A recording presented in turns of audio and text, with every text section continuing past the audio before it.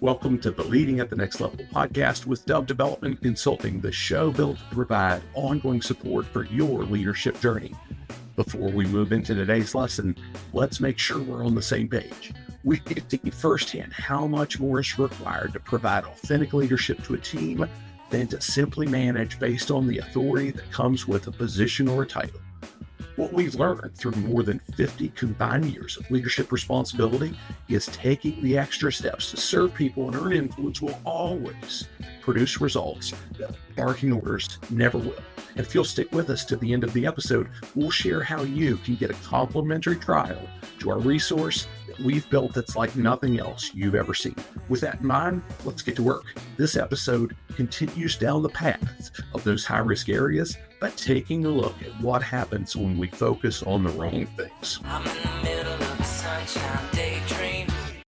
Over the last 20 years or so, I've seen more and more references, maybe not 20 years, but it's been a long time that I've seen more and more references through basically any type of media channel that I pay attention to that ties back to the overall workforce, that speak to the importance of this thing called soft skills. Now, more often than not, though, those references are generalizations that are tied to managers or executive level roles with qualifying comments like this one that I'm going to share with you that I found on Forbes.com. It said, soft skills generally refer to categories like leadership and communication and problem solving. On the other hand, hard skills are the technical capabilities that can be quantified and measured. Now, much of what I've seen in articles like that, they really point all the way back to a 1918 study by a guy named Charles Riborg Mann. It was published by the Carnegie Foundation at that time, that stated that 85% of job success comes from having well-developed soft and people skills, and only 15% of success comes from technical skills and knowledge. Now, don't hear me wrong.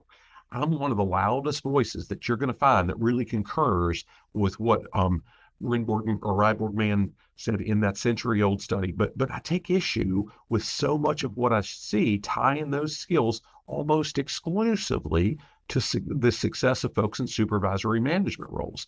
I also take exception to the notion that only hard skills equate to those capabilities that can be quantified and measured. That's crap. It's not that way. That's also why, though, so many companies are completely in the dark about what's killing their profitability because they don't have the understanding that those skills can absolutely be quantified and measured. Now, before we effectively address our highest risk areas, we need to change our focus so we have a chance at being able to address those areas. Now, think back to that SIS International Research study where I referenced the cumulative cost per year due to the productivity losses from the communication barriers, more than $26,000 per employee, all the other stuff translated into dollars, the total for $530,000 a year. Guys, let me be clear here. I don't believe for 1 minute that this falls solely on the shoulders of the folks in roles with leadership responsibility. I believe this downtime and the communication issues contributing to it is an issue that touches every single team member at every level of every organization, ours and any other one that we interact with. This incorrect perception, the one that almost that anything perceived as a soft skill is intangible, is killing our profit margins, and it serves as a significant roadblock to building a culture that attracts the best people who have the hard skills that we do indeed really need. Now, with that in mind, let's look at how this wrong focus can really impact our entire culture. So I want you to picture this scenario. One of your most senior employees, the one who's arguably the absolute best in the organization in their specific skill set. This person is constantly grumbling about how poorly they're treated, and occasionally they go on a tirade, just slamming the owner in front of all their peers, all the junior folks in that same skill, all the people in a similar pay scale, everybody with similar skill sets. This person is the most senior and viewed as one of the highest skilled, and they're always just slamming the company and the owner. Because they have so much knowledge and experience, do we dare risk the consequences that could come by addressing that behavior? I'll let you think on that. Here's another one for you to picture. one of your supervisors who's been with you for years and years and years, and they know all the ins and outs of their own department. They've got a long-standing reputation, though, of chastising and berating their direct reports for simply not being mind readers, not doing everything the way they would do it or the way they believe it should be done, even if it gets the same or even better results. Since the supervisor has such a strong grasp on all the details of the department, we certainly can't tell them that what they're doing to berate these team members, that it's unacceptable, can we? Gosh, can we hold them accountable? Just in case you're not tracking with me here, these are prime examples of having the wrong focus. In both cases, the technical expertise, and these are real life examples, the technical expertise of the individuals I'm referring to, and I've watched do these things, they were unmatched. But the impact their behaviors had on the overall culture, both in their immediate teams and throughout the organizations they were part of, prevented many team members from ever sticking around long enough to get even close to mastering the technical part of their respective jobs. And that behavior didn't just prevent the possible up-and-comers from not sticking around. It kept more than a few highly talented people from ever joining the team. I've actually had folks say, hey, if so-and-so's there, I'm not coming to work there. I turned the job down because I'm not working with so-and-so. And it's just so tough to see at how that impacts the company's culture, the recruiting, the retention, and so many different things with them. Now, I've also had the privilege, with those two things in mind, let's turn page a little bit. I've also had the privilege of working with some organizations with a completely different focus. As a matter of fact, we talked with the two owners of a company just a few days ago as we share this lesson, who absolutely gave this example as well, where their focus was so intent on ensuring that the values were being upheld that even highly skilled candidates were passed over in even the tightest hiring markets when they had a history of exhibiting behaviors that contradict the organization's established culture.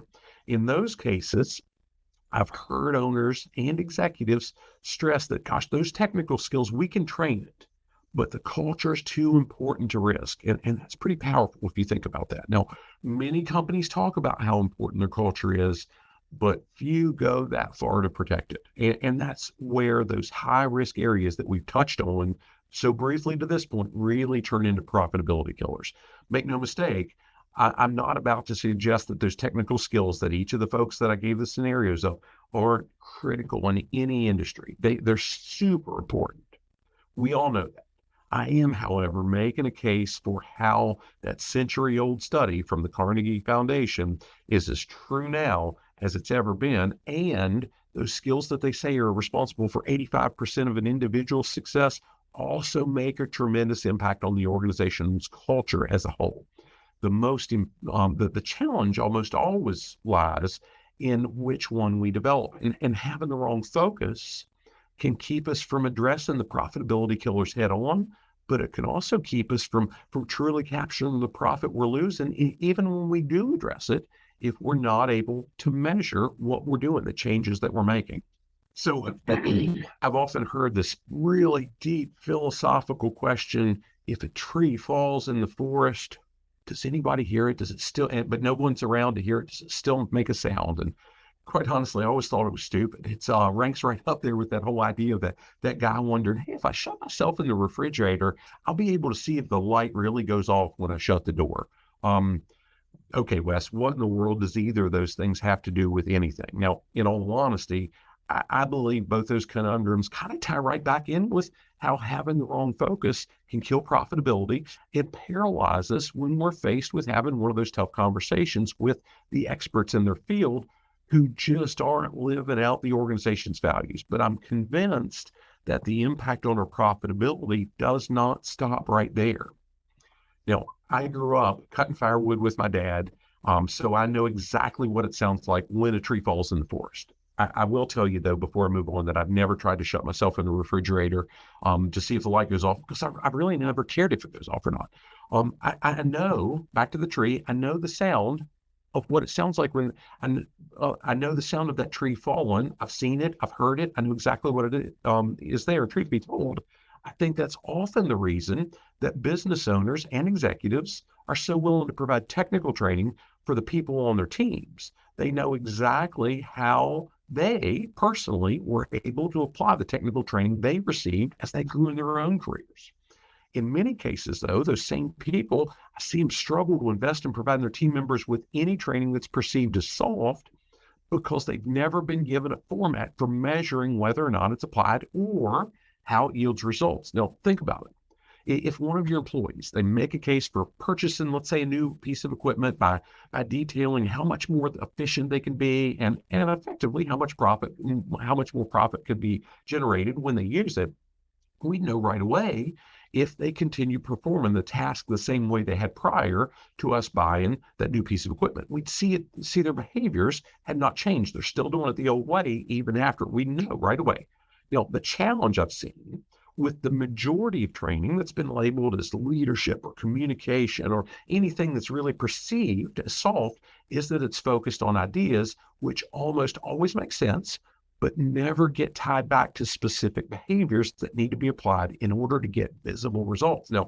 And because those results matter so much, this kind of team member development tends to be the very first thing that's cut from a budget anytime time's tight. Now, here's where I need you to be honest with me again, and I need you to be honest with yourself too. If I could hand you $10 for every $1 you gave me, how often would you give me $1? Gosh, would you even consider not giving me that dollar because you were too busy or because something had changed in the economy? Well, gosh, if you made that same offer to me, I promise you, I'd be handing you dollars just as quick as I possibly could until you stopped taking them or you stopped giving me a return. When we're considering a capital expense, like a piece of equipment or an investment in some type of technical training that we can see our team members apply, we can picture the return, so there's rarely any discussion as to whether or not we have to have the money budgeted for it. It's simple. It's simply an equation. But since nearly any type of development for those perceived soft skills is hardly ever measured, we take a completely different approach. And that cycle continues to kill profitability. Now, with all that in mind, I want to make the case that it's really just as simple as measuring the right things. So Cindy and I first heard Carly Fiorina speak as I think part of a Live to Lead event that we hosted locally. I'm going to say late 2018. And then we were in a small group with her in Orlando, Florida, the following spring, early 2019. And from that point, we contacted her team right after the event, which led to quite a bit of interaction with Carly for about a year afterward. And she was actually the last person that we met with in person, face-to-face, before the world started shutting down for COVID in March 2020. But one of the things that we heard her emphasize over and over and over in that time was that leaders must take the time to understand exactly where they're starting from, as well as to understand the possibilities of where they could be. Now, each time that she said this, she shared the importance of developing what she called a realistic, clear-eyed, complete assessment of the current state before we can ever set achievable goals for our future state. Now, Carly's words were typically geared at big picture strategic planning for organizations, but they apply at least as much to the issues that are killing our profitability in so many organizations that we see today. All too often, having the wrong focus and struggling with the idea of investing in developing our team members' skills that are less technical really boils down to not having a realistic, clear-eyed, complete assessment of our current state and really knowing where we're at. Now, I'll challenge you. Ask any executive what their annual turnover ratio is. And I expect you'll get a response fairly quickly. They may even be able to tell you how that relates to the national average in their respective industry. What I've rarely seen, though, is one of those executives who's able to go into detail on the total cost of turnover. Now, I frequently cite this Gallup study that I found a while back. It said the U.S. Bureau of Labor Statistics has found that the U.S. voluntary turnover rate is 23.4%. Annually, it's generally estimated that replacing an employee costs a business 1/2 to 5 times that employee's annual salary. Goes on to say, so if 25% of a business's workforce leaves and the average pay, hear this, in the average pay is $35,000. So that dates the survey just a little bit. I'll tell you why in just a second. It could cost a 100-person firm between $438,000 and $4 million a year to replace employees. Now, each time I go on to challenge whoever I'm talking with to do the math, just using those conservative numbers. The most conservative, for how that study applies to their organization, whether they've got 25 or 50 or 200 or 500 employees. Do the math. It's simple. If a 100-person firm is on the low side, even with that 35,000 average is 438,000, what could it be if you've got 200, 300, 400, 500? Now, as I discuss all these things that contribute to this massive hit on profitability through turnover alone, I see all kinds of reactions. What I've never seen is an executive who's been fully aware of the total profit that's being lost. Now, unfortunately, I could share several, more than a few similar examples tied to employee engagement, poor communication, and several other profitabilities that far too many organizations have no established baseline for measuring. Where there's no clear-eyed assessment for the current state, when there's no clear-eyed assessment of the current state, it's nearly impossible to understand how simple changes in behavior can impact our future state and to capture so much of that profit that's being lost. And I really stress profit. I just did this with a group earlier in the week. I stressed profit because all that money could be used somewhere else. And in so many scenarios, organizations throw money at whatever appears to be causing the most pain in the moment without really dialing in on the root cause. And just like the example I gave before about the doctor writing a prescription for the pain rather than identifying the root cause, throwing that money at it isn't likely to fix the real cause if we're just throwing money at a symptom. Now, we can absolutely change this and keep those profitability killers in check, but it's going to require that clear-eye view of our total current costs and a clear-eye view of the root causes that are really driving those current issues. Thanks for listening to the Leading at the Next Level podcast. Next time, we'll pick up where we left off by digging into steps we can take to capture quantifiable results. If you'd like to go deeper into anything that we've shared here, or you need continuing education credits for your professional credential, send us an email at admin@dove-development.net, and we'll be happy to hook you up with a 45-day all-access trial to our complete Leading at the Next Level program at no cost. The full program includes access to well over 100 hours of digital lessons, complete with slides and action-based assessments to help you capture measurable bottom-line improvements in your organization, and 2 live lessons each month with Q&A so we can help you identify the specific action you want to take to lead your team more effectively.